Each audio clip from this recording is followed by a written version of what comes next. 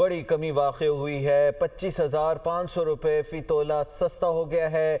24 कैरात फ़ी तोला सोना 5,11,862 रुपये का हो गया है। सोने की कीमत में 2 दिन में 61,000 रुपये फ़ी तोला कमी हुई है। आलमी मार्केट में सोने की कीमत $4,895 फ़ी औंस हो गई है।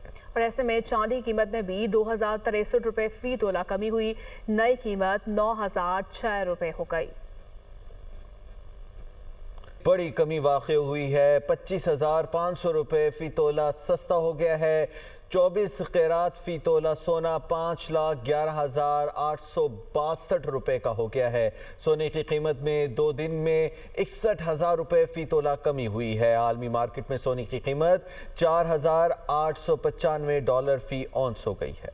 और ऐसे में चांदी कीमत में भी 2,063 रुपये फ़ी तोला कमी हुई। नई कीमत 9,006 रुपये हो गई।